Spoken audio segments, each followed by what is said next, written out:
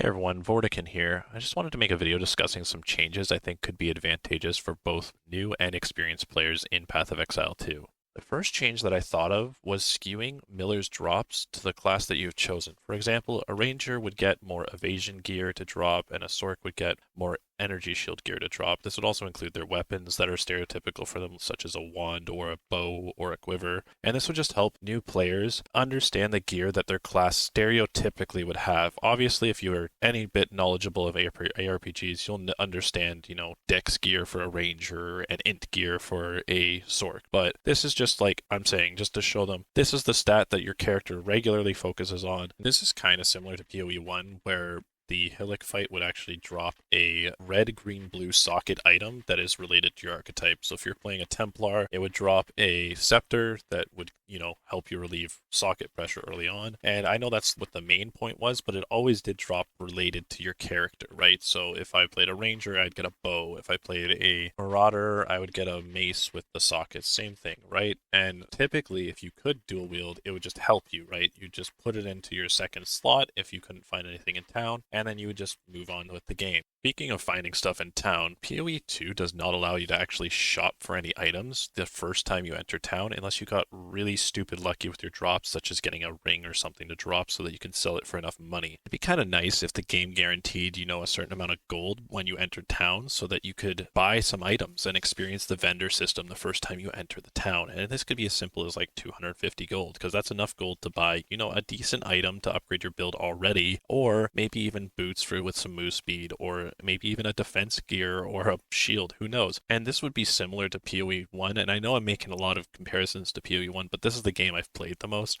where you go into town and you can use your wisdom scrolls to instantly buy an item, right? And this is really nice because it makes it so the new player looks at the vendors and they can buy new items where they can experience, oh, I can currently buy, say, an iron ring or some move speed boots or something with a triple blue socket, right? This is just something in PoE 1 that was really nice to get the people to look at a vendor instead of going, wow, I don't have enough money. I guess I'll just forget about the vendor until I have X money. And then there might have actually also been a good item in the vendor the first time they came to town, but now it's gone because they've leveled up. So I just think it would make sense to give the players some money before they actually enter town for the first time. And this brings me to another problem with the start of the game. In the start of PoE 1, if you got a flask to drop, you were kind of, all right, sure, I'll take the level 1 flask because I can use it to upgrade my 2 other level 1 flasks into the next tier of flask later on. Or you would just sell it right away and you get your wisdom scroll or whatever, transmute shards,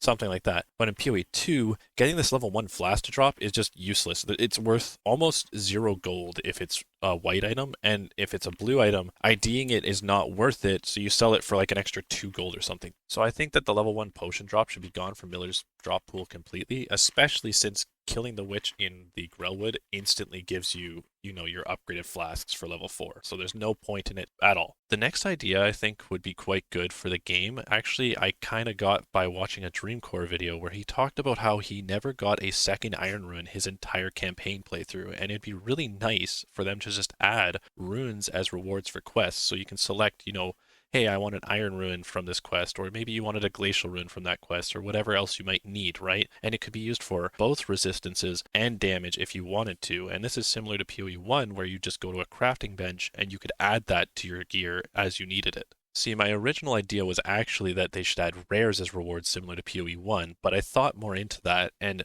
the reason that rares were all right in PoE 1 was because you cared about sockets, and by the time you're getting these rares, typically they were already socketed and linked for you to help with, making sure you had your linked skills. But in PoE 2, that's kind of negligible, and instead of just giving you a rare that hits a slot machine and you just hope, it'd be nice to just get these runes and the artificer orbs as you're leveling so that you can make your gear better rather than hoping that you hit the slot machine correctly on a piece of gear. So the next thing I want to talk about is side quests and side objectives in areas, and I completely understand wanting to make a player explore and find out what's in the area, and I am one of those players that 100% completes most games, and I search every nook and cranny to find extra items or bonuses that will help progress the game and allow it to be easier. However, a new player might not actually care about these side objectives or not even notice that little plus sign on the map that tells them, hey, you should actually go do this quest quest or side thing or whatever. And GGG has already stated that the salvage bench is a vital part of their balancing. Yet you technically don't have to complete that quest in order to progress the game. And if the game is balanced around something that you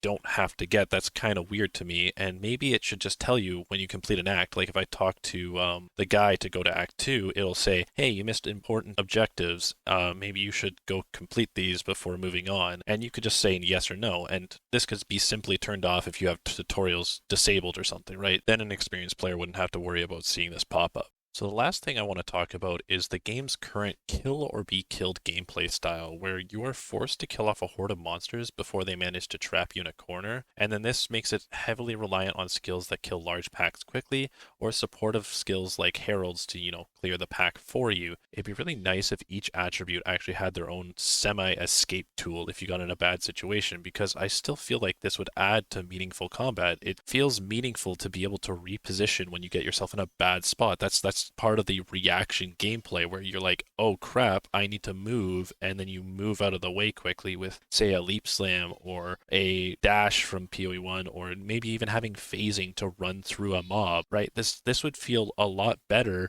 for new players to be able to reposition when they get themselves stuck, instead of them sitting there spamming dodge roll over and over again because they hope that they can get through the mobs that are just beating their face in. And these initial movement skills wouldn't have to be insane, right? They could just be extreme long cooldowns or something. Just like I said, even just having phasing to go through the mobs for a second would be so nice, because it feels so bad when you get stuck on like a random pebble that you didn't see, and this in turn causes all the mobs that were just chasing you to suddenly surround you because you can't get around this single pebble that has stopped a hero, and you now don't feel like there's meaningful combat because, well, you're stuck by a pebble and you're trapped, right? Even a game like Grim Dawn that has less intense combat, the game still gives movement skills to reposition and get out of a bad spot if you need to, or you can also use them to damage the mobs that you're fighting, right? And this is something that I've always just, made sure I have in an APR RPG, so I can say, oh crap, and get out. And in the end game, you don't really have that many options for this kind of gameplay, other than if you're running a spear. I think there's like 3 options, and otherwise it's just blink and